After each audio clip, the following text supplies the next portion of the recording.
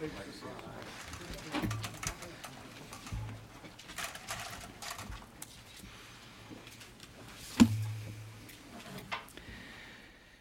I'd like to start. Thank you very much, General Sheehan. I'd like to start with an announcement about the budget plans. We will have a background briefing here at 3:30 on Friday to discuss the fiscal 97 budget. Unfortunately, we will not be able to release as much information as we always do with this, we usually do with this background budget briefing, simply because it hasn't been produced yet. There will be a press release and slides and some other handouts. We hope to have the program acquisition cost by weapon system book. We do not expect to have the detailed research and development report, or the procurement report, or the military construction report. They will be produced sometime shortly after the briefing, a week or so after the briefing in March. The material we release on background and the briefing on Friday will be embargoed until 6 a.m. on Monday, and Secretary Perry will hold a briefing at 2 p.m. on Monday. So that's the budget schedule. Yeah, Todd. Basically, the summary book will be available, but the other three breakout books by line item will not be available. The three breakout books will not be available. We hope the summary book will be available. I can't promise it for sure now. That's the one on which we have the best shot at this stage. Have those figures, though, if the We book's not should be able to have those figures, yeah. But we can't promise the other line by line books. But we will have a fairly detailed press release and slides. By embargoed for 6 a.m., you mean embargoed for wire movement at 6 a.m. on Monday, or embargoed for release? Can it be moved earlier and held for release until then, or is it for movement at 6 a.m.? When would you normally move something for 6 a.m. release? Well, we can move it Shortly after midnight. You can move it shortly after midnight. You can move Midnight on Sunday. Yeah. Yeah. As long as it has carries an embargo slug on it. Yeah, that's fine. Midnight Sunday Yeah. for release at 6 a.m. 6 a.m. Does that mean it's for Monday morning papers or not? No, PM cycle. It is the PM cycle. It's not for Monday morning papers. It's the PM cycle. Yes. Another subject? Yes. Good. Yes, Ken, Cuba. Especially the recent shoot down north of Havana. I want to ask specifically, what is the policy opinion of the United States military with regard to civilian aircraft flying near the Cuban airspace in the area where the shoot-downs occurred on Saturday? And specifically, would the United States become involved in protecting private U.S. aircraft if they were close to Cuban airspace, if they were provocative or entering Cuban airspace? Would U.S. warplanes intervene to take out Cuban MiGs? The first thing I want to stress is that this was an outrageous act by Cuba. There was no reason to shoot down these planes, these unarmed civilian planes. They were the shoot down was in complete violation of international air traffic conventions.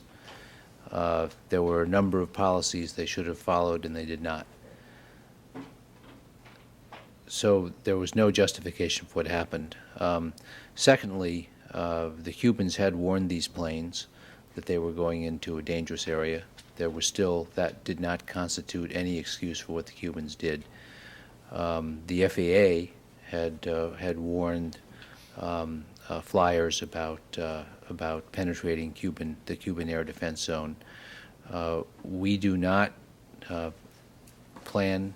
We have not made no plans in our flight patterns around Cuba, and we don't intend to. Our military flight patterns around Cuba. Are we not protecting American civilian aircraft near Cuba? Is that not a policy? Our policy is that Cuba violated international norms, and we're dealing with this in the United Nations. Our policy is that planes should respect sovereign airspace. That's a tenet of U.S. policy, and we expect that planes will respect sovereign airspace. But back to my question, U.S. warplanes are not I protected? told you, Bill, that we have made no change in our use patterns of U.S. warplanes now.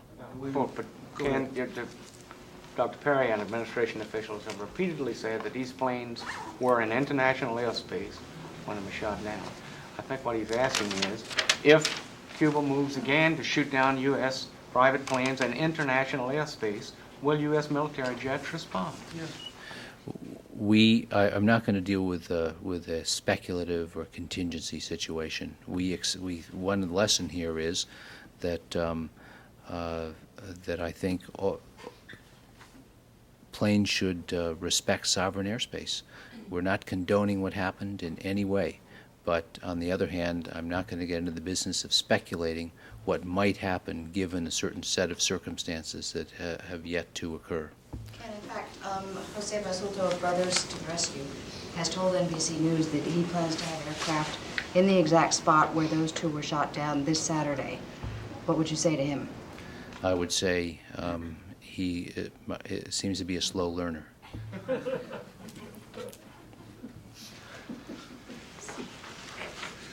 Any other questions? We get, Yeah. I'm sure you, since the New York Times primed you a day in advance, I'm sure you're aware of the content of that report on the second anniversary of Don't Ask, Don't Tell, which reports not only are you increasing the number of homosexuals that are being kicked out of the services, but the pursuit and harassment seems to be on the increase rather than on the decrease.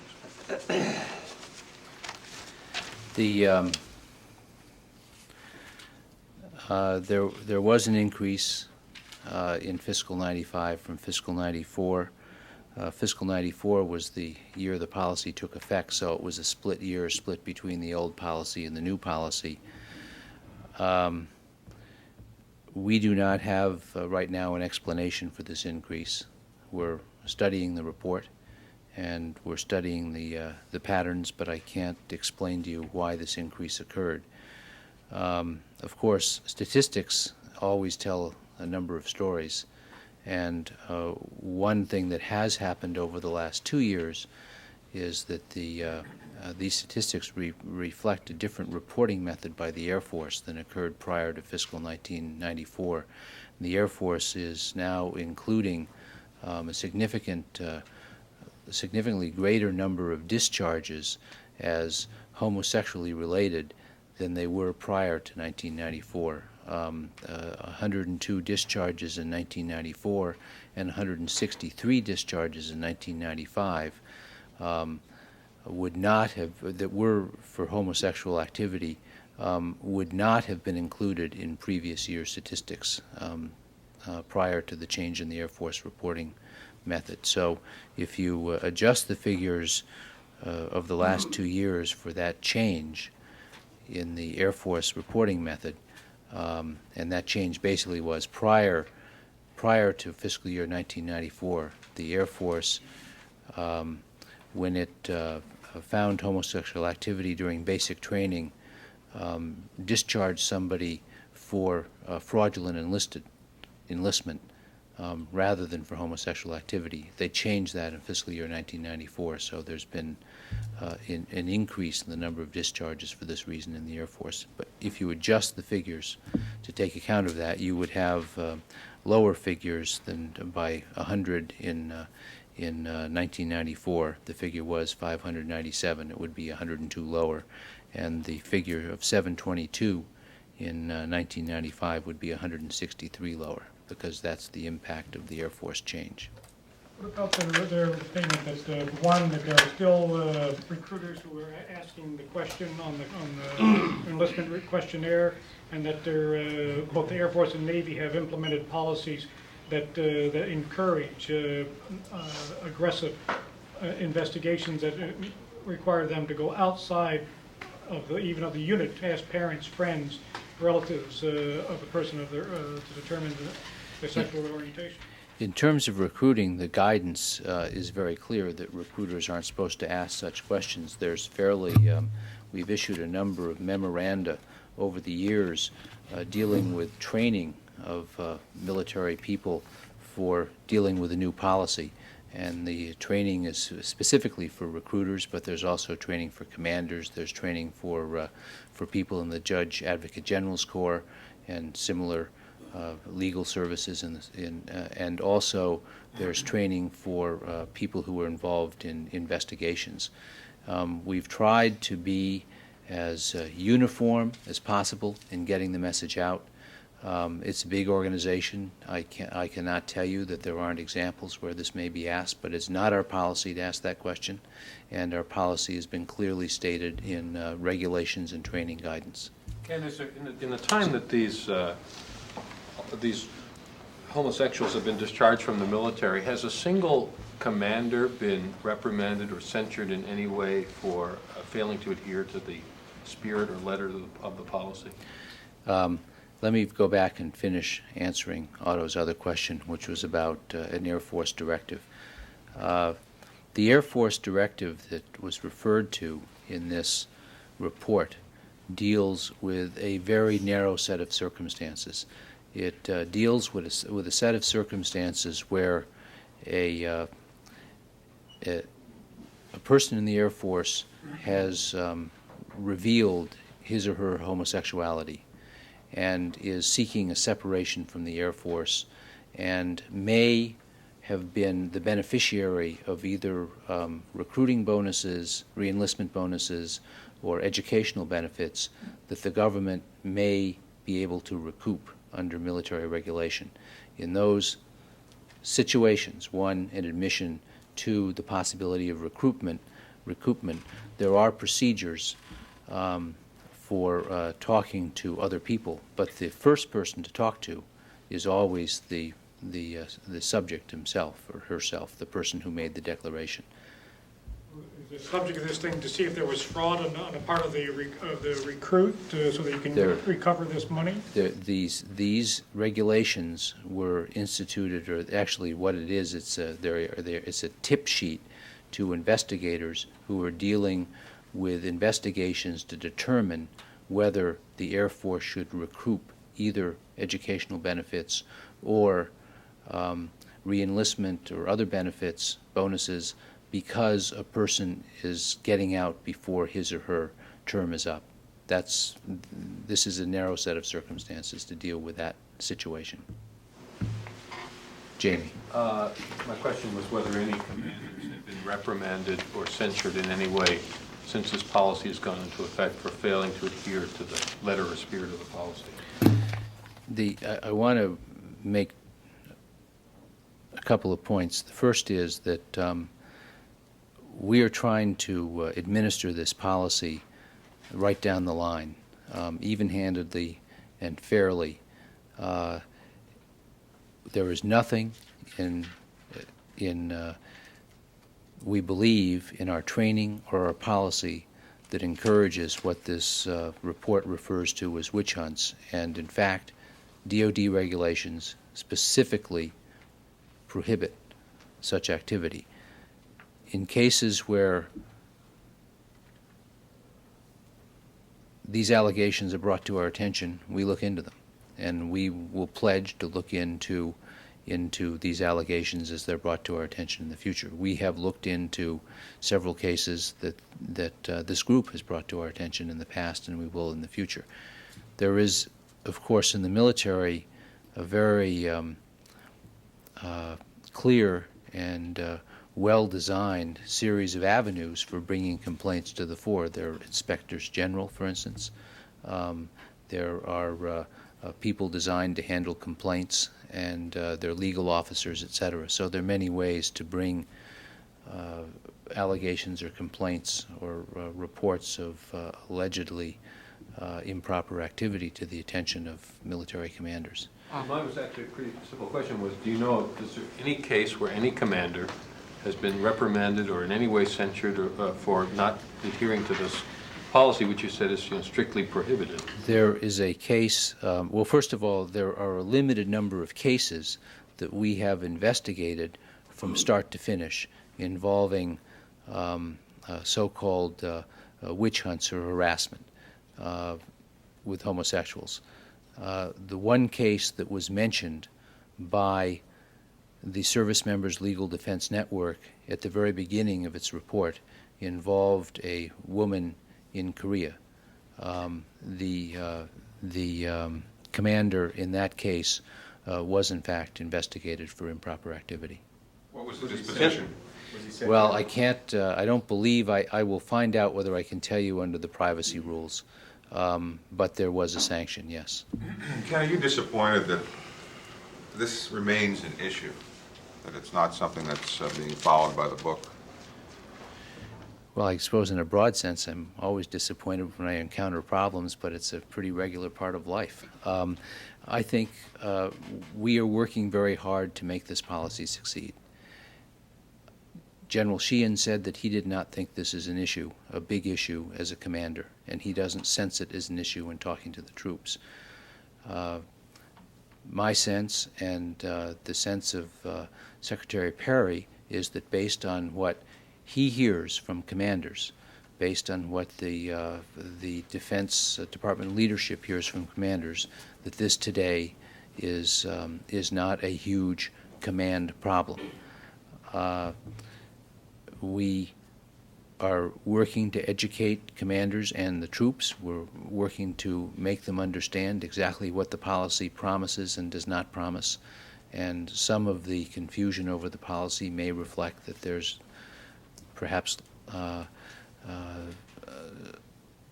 we have to do more work on this. We're always looking at our training. We will look at this report and decide if any activity has to be taken in response to the report. Ken, one of the official totals, not breakdown among the services, what are the official totals for the 4 years ending in fiscal 95 of dismissals? The official totals, starting in fiscal year 1992, 92 is 708. Fiscal 1993 is 682. Fiscal year 1994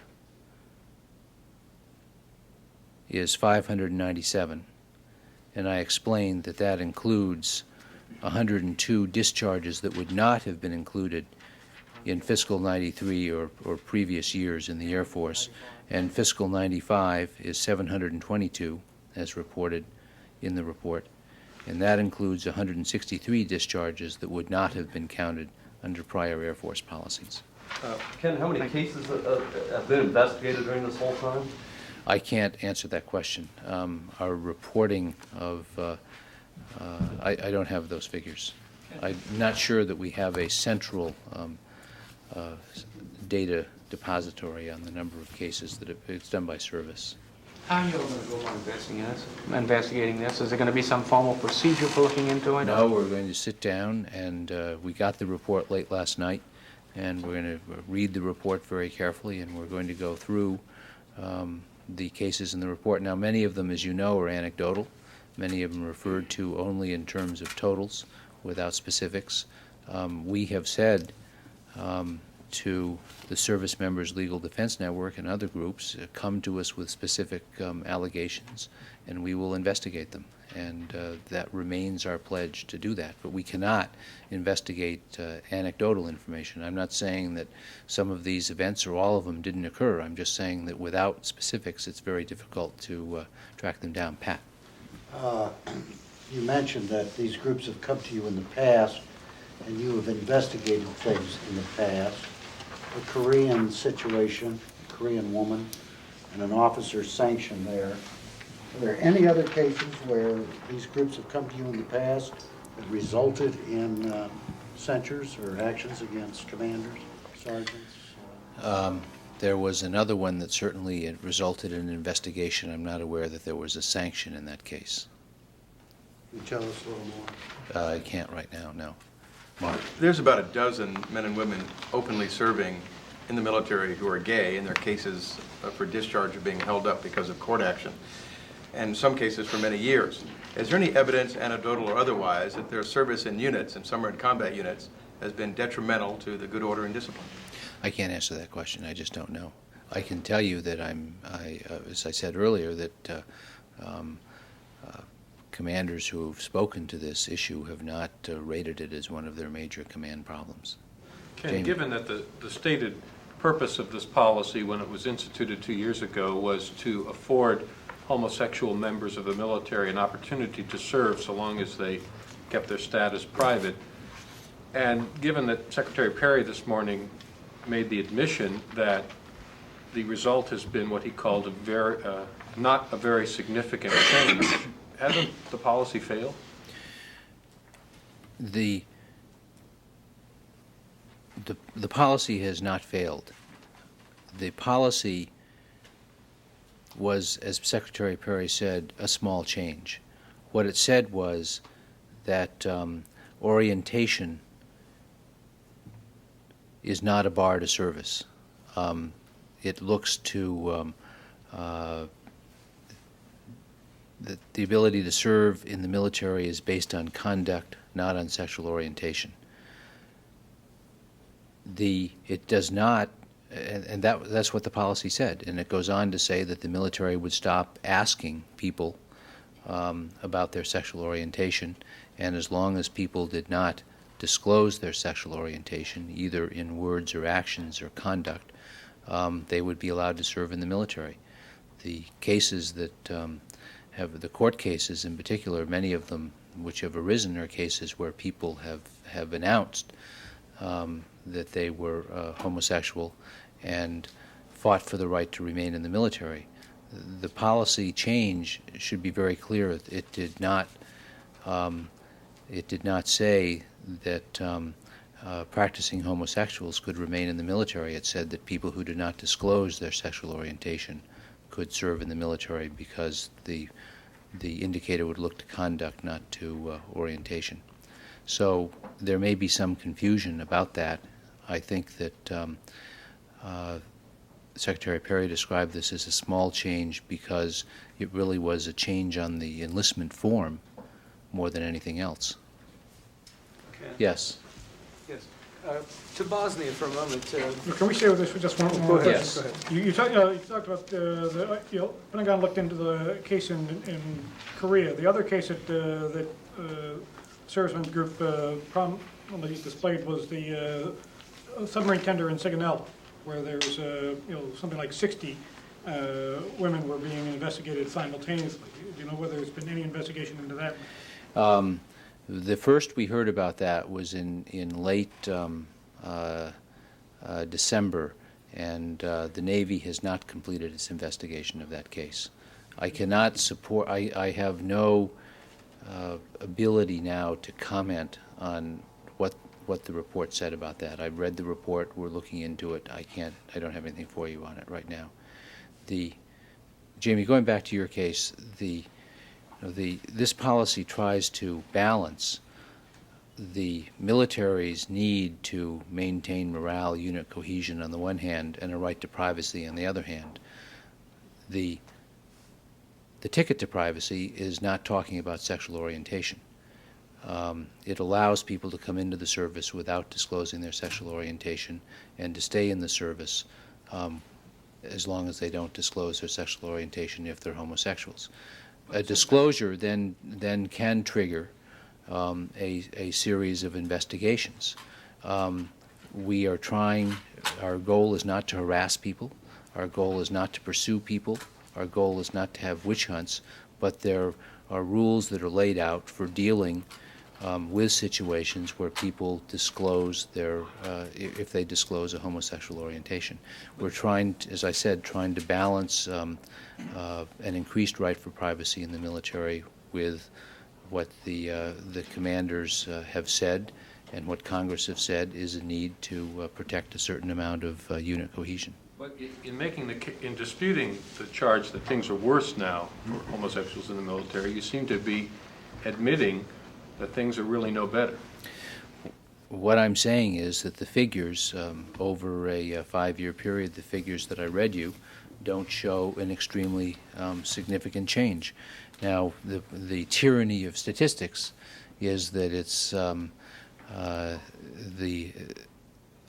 you have to look at long lists of statistics. You have to look at a number of years before they're particularly meaningful. We don't have a lot of experience with the statistics under this policy right now. We'll just try one more time. Are things better for homosexuals in the military today under this policy than they were 2 years ago? Yes, they are. In what way? And the reason they're better is that being a homosexual is no longer a bar to military service. Before, if you honestly answered a form as a homosexual, a recruiting form, and put down you were homosexual, you were barred from joining the service.